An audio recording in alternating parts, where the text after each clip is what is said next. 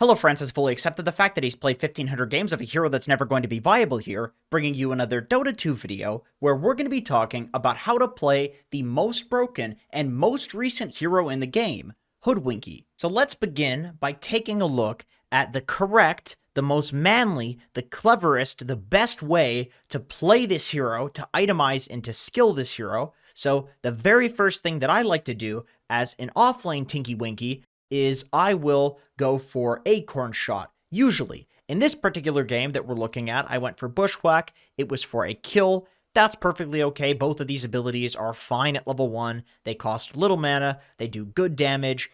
You can use them to secure range creeps. I would never really go Scurry level 1 because that's going to ruin your lane. I think you should max Acorn Shot first because this ability lets you clear creep waves so incredibly fast. Leave 1 point in Scurry. It's a great 1-point wonder because the bonus move speed is 25% at level 1. That probably needs to be nerfed. Then max out Bushwhack because it's a great nuke. It's a great stun. It's a low cooldown. You can definitely go for earlier extra points in Bushwhack depending on how much utility you think that you need. If you're an offlaner, I would definitely consider this higher. If you are a position 4, position 5, I would definitely consider taking more points in this Bushwhack if you think you're not going to get many levels. Of course, at every point that you can get it, you get this Sharpshooter ultimate. It does so much goddamn damage. Level 15, I actually skip talents until level 15, generally speaking. I go for the 14 agility if I am planning to do right-click damage, if I feel like I need the Scurry Camouflage to sit in lanes and kind of function like a Tramp Protector and be annoying. I will take that. That's a good talent. Level 10, Bushwhack cooldown is great if you are an offlaner. You need a little bit more utility because that is a fantastic stun. It does good damage, but if you're playing more of a core, let's say you're a mid Tinky Winky, then 175 health is good because this hero really desperately needs health. Level 20, 5 Armor Corruption. I actually haven't seen anybody go for the Sharpshooter talent. 5 Armor Corruption is just so much, and it applies on your Q ability. People get Deso at this point too, and it is so much minus armor. I've seen this plus the new Slardar. It is complete cancer. Level 25, people go 2 Acorn Shot charges. However, Sharpshooter, Pure Damage, and Pierce the Spell Immunity is actually pretty good if you're going for some sort of like Greaves build and you don't really have damage. So on Tinky Winky, I think you can play this hero legitimately in any role right now because it is just that broken.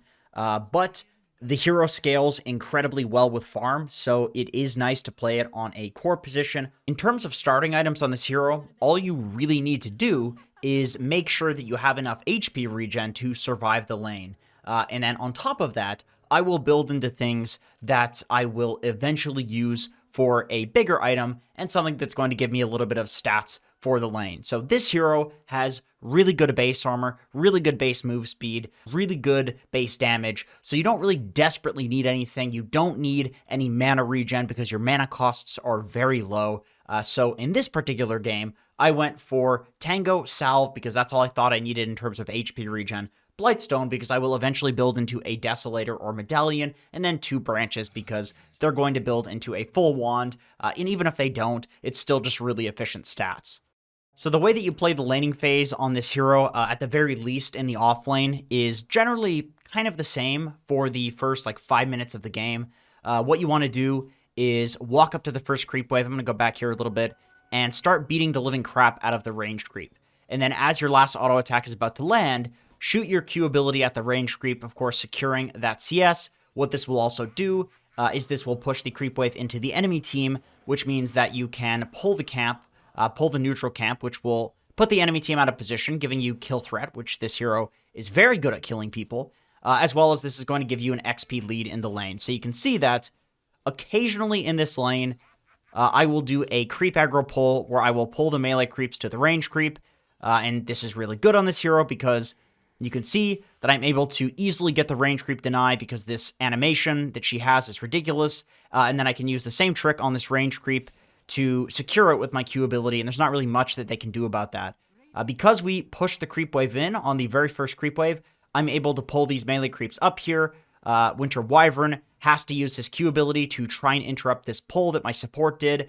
All of this is okay with us because honestly, this hero is basically a carry from the offlane, so if we're just doing okay here, I think we're fine as long as we're farming. So on this hero, I feel like you basically shouldn't leave your lane if you don't have to until you get a Maelstrom And what I mean by if you don't have to is that if somebody on your team desperately needs a gank, if somebody on the enemy team is popping off and you think that you can kill them, sure, go for it. If your lane is really hard and you don't want to just sit there getting destroyed, sure, go for it. But a lot of the time on this hero, as soon as you get some levels, even if the enemy team is even with you, you are so damn strong that anybody that comes to your lane is just going to die. So a lot of the time, what I find is people will just leave you to solo the lane, and that's perfectly okay with this hero because you scale to be a carry. And I think that's something that you should absolutely abuse. Once you have the Maelstrom, well, it's a lot easier for you to leave the lane because you throw a Q out a creep wave and it dies instantly.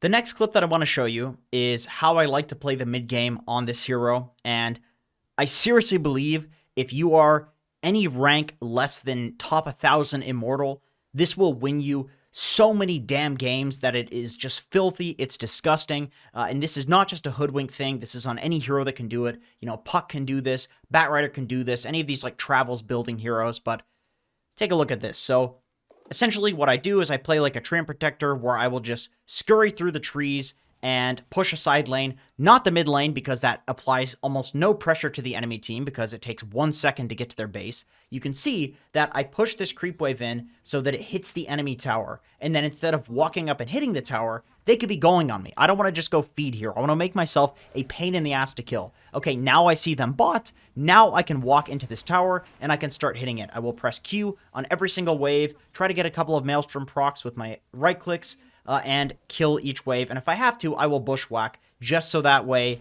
the creep wave dies faster. And then you could see that I scurry through the trees here and I cut this next creep wave here. And then I walk back, scurrying again because the cooldown is so damn low.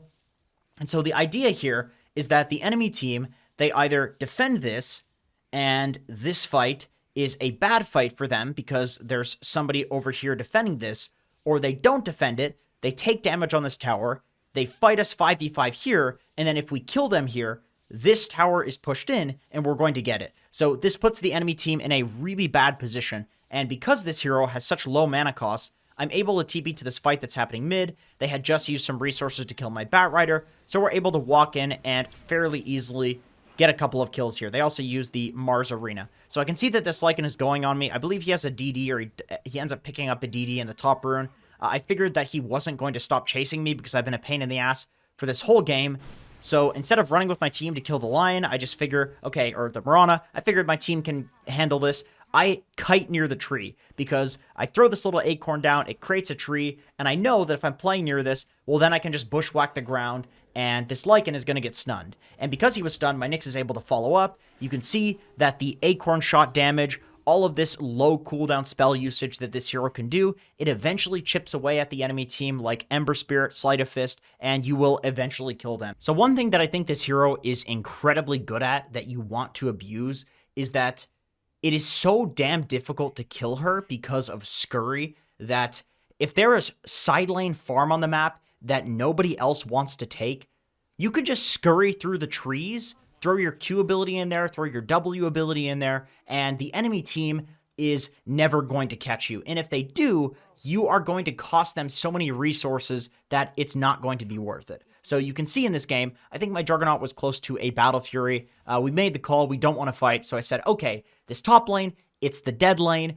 If the enemy team doesn't have somebody who is making an equal trade here where they're actually farming the dead lane, then if I can farm up here, we are getting more net worth than they are. So I pop out just for a split second, go back into the trees. I think Mars has left. I see that he is ready to go on me. So what I do is I press Scurry, try to dodge his stuff. Because of that, the arena wears off. I'm able to run away and cause so much chaos up here. The entire enemy team is up here. Juggernaut is farming, and I just TP out. In the next clip, we have another one of these kind of split pushing scenarios where I TP mid to this fight on my triangle where it looks like it's going to go pretty well. The enemy team has this top lane pushing in, so they need to respond to it. I TP in, do some damage to the Lion. I see that there's all sorts of abilities being used. Unfortunately, my Jug is dead. I try to keep myself in a decent position, throw out my stun on the Lycan. I use my ultimate just to do a little bit of damage. I tried to hit the Lich. That probably would have killed him.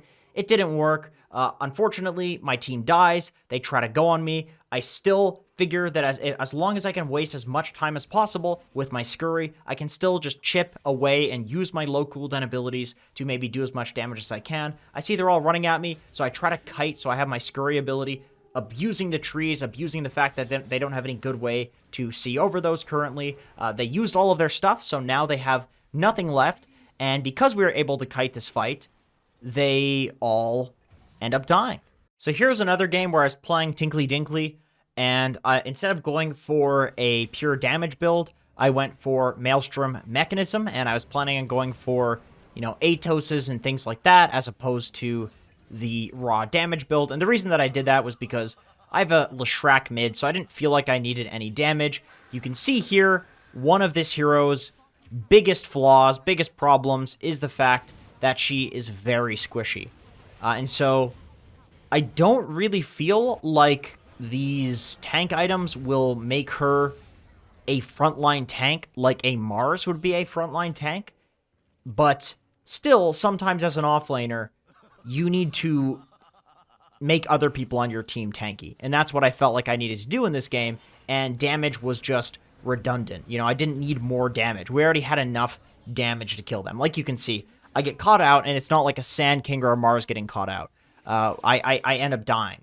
But once again, it's just about redundancy. It's really not necessary. So when I play with this build instead of the Boots of Travel build, I play a lot more around my team, but I still focus on pushing waves. It's just more so that I will be the one that is pushing a wave adjacent to where we're farming, because I'm relatively safe to do that with Scurry. I'm relatively tanky, at the very least, to like 2 or 1 or 3 man ganks, maybe not like a 5-man gank. I'm not going to survive that, but I'm a safe person to be doing that. Anyway, guys, in my opinion, what do you think of 7.28? Have you been enjoying the patch? Is Icefrog still alive, or is he in Valve's basement in a chronogenesis chamber waiting to be revived in 2200 AD when finally cows have taken over the world and his childhood pet Betsy is able to finally communicate to him in language that isn't just grunts and mooing? But in any case, thank you so much for watching. I appreciate you. Please make sure to leave a like, leave a comment, leave a subscribe, leave Brittany alone,